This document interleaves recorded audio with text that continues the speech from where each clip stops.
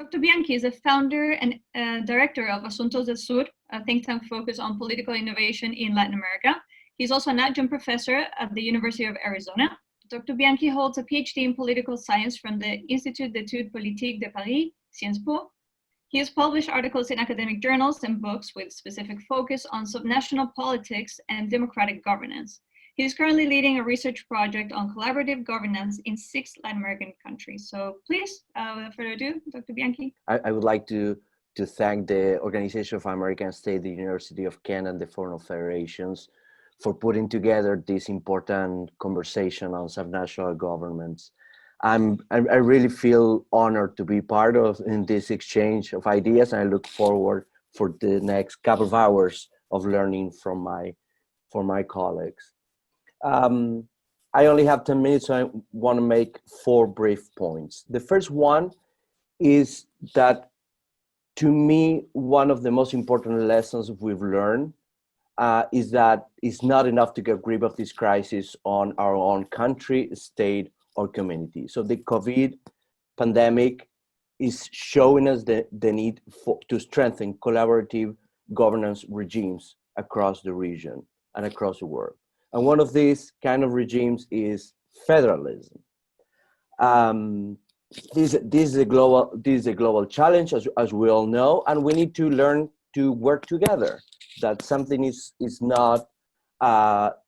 less common than we think. We need to collaborate in the use of our resources, to share our medical goods, to share best practices and knowledge, to coordinate healthcare policies, security protocols, solutions, so on and so forth. These practices have shown in many countries to be crucial to slow down the disease and eventually to contain it. Federalism, that is something that I worked several times. I've have the pressure to work with the Foreign Federation, is actually a political doctrine founded on those values. It seeks unity among diversity, aiming at cooperation, solidarity among its parts. Therefore, more than ever, we need these kind of institutional arrangements that could provide us the political infrastructure to develop these common solutions. Of course, as we know, these values not always translate into practice, and fairness and other collaborative governance regimes ultimately depends on what we do with them, but they are crucial. My second point is I like to reflect specifically in the case of Argentina that I was requested to do. Argentina had a fairly positive reaction. It was very quick and very strong from the very beginning. It imposed a strict quarantine. It invested resources in the construction and the decentralization of capabilities to produce ventilators, to test the COVID patients, to build in 2 months. It built 2 new hospitals, more than any other government in probably decades. And also it had one of the strongest fiscal spending in the world as a share of the GDP this rapid response. The most important one was a support for 9 million people. This is around 20% of the total population, with a monthly stipend of 10,000 pesos. That is roughly $150. And also assisting over 350,000 private enterprises to pay the income of their employees. The first results were pretty good. The government managed to flatten the curve for 4 months. It was taken as one of the poster child of the responses to COVID for the first months. It still has one of the lowest fatality rates in the region, only above Paraguay and Venezuela, and never crossed the 60% of the UCI beds, the bed for emergency, the capacity never crossed over 60%. But well, the economy has fallen, has had a strong impact on, is expected to have a minus 10% decrease of the GDP. The economic situation before the pandemic was already pretty harsh. And the other positive element is that the metropolitan area of Buenos Aires was the last of the largest ones to be compromised during this pandemic. And one of the secrets for this early good response, good results, is that the government leaned strongly in the coordination of the different levels of government. The government sat on the table, the provincial governments, and also the local governments, and used its federal institutions to be part of this, seeking for vertical and horizontal collaboration to respond to these policies. And it was very promising. There was, just to give you a couple of examples, only one province produced ventilators in the country. It made an arrangement with the private company to supply all the rest of the provinces depending on their needs that the government was going to provide. There was only center lab to test for COVID patients, and it implemented the decentralization process to do it in over 15 other provinces in a period of less than 2 months. It created a unit for coordination of policies between the federal government, the city of Buenos Aires, and the province of Buenos Aires to coordinate infrastructure, facilities, and measures, politically important measures regarding quarantine, opening of businesses, parks, so on, and so forth. So that was the positive side. The reality is, in the last 2 months, cases have been skyrocketing, and now Argentina is among the top 10, I think, in the numbers, the global numbers. Casualties are still low compared to other countries, but the number of infected is very high. The reason is again the nature of our territorial development, the uneven development of our country that also needs the collaborative responses.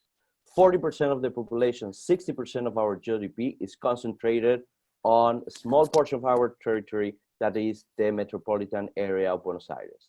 So wealth, investment, infrastructure, everything is concentrated there. But also poverty, exclusion, informality, and insecurity.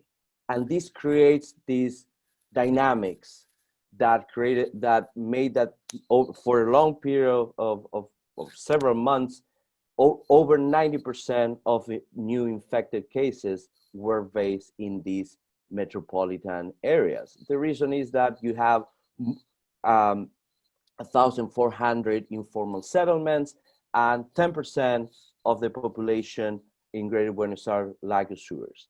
So Argentina needs to find a solution for the long run to deal with this uneven development of the country.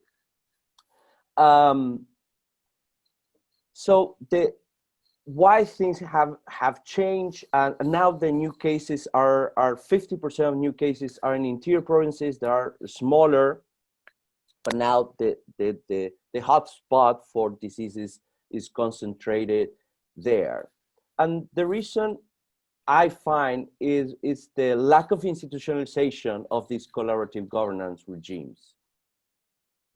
That with the political fatigue that this normally has and is having in every country after 6 months of this hardship, and the economic hardship that the society is suffering, the political stamina of the government trying to create this collaborative regimes has loosened. And that's where this is the agenda that I think we need to work on. The good thing is that we've seen in Argentina and other countries in the region is that kind of regimes, they do work and they do produce good outcomes. We've seen how horizontal coordination of sharing infrastructure, health, workers in different among the local governments around the region have provided excellent solutions to combat this regime. And there are institutional devices that are helping for this collaboration. In the case of Argentina, it's been very useful, the case of the Federal Council for Healthcare. That is an institution created in the 1980s to provide this collaboration, and has provided important solutions during this pandemic. But we need to learn that these federal councils in Argentina are uneven, the lack of institutionalization, the lack of strong regulation, the lack of financial autonomy. So that is something that we need to continue to work. And as it was mentioned when I was introduced, we are working in 6 different countries in Latin America, trying to learn about these governance models that are helping to provide these solutions. We are convinced that addressing these policy challenges will not only help us to respond to COVID, but also will provide us with a roadmap for building new models of governance around the region. And it's gonna help us to respond to the most pressing challenges that we face. Most of the policy challenges that we face in Latin America have the same dynamics. They're global, they include North-South relationship, they impact the poorest. So all of these challenges, and I'm gonna put a name of that, is migration, is extractive industries, is climate change. Most of our pressing challenges have the same dynamic. So it is very important that we address these questions and we learn how to collaborate among the different levels of governments. I will now go ahead and open the floor for discussion, and we have some questions from the audience. The first question we have here, it says, in countries or regions where government financial support for people who have lost employment due to COVID has been adopted, was it a federal government responsibility policy or a subnational one? And Dr. Bianchi. Yes, in the case of Argentina, most of the fiscal burden has been on the shoulders of the federal government. The most expensive programs were the 2 that I mentioned before, the support for households to 9 million people, and to pay the salaries of almost 500,000 private companies.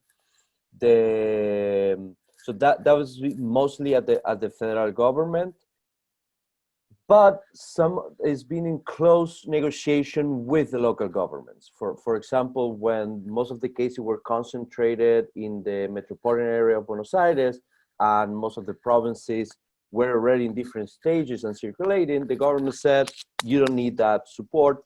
And the different governments said, yes, we do need this support for A, B, and C.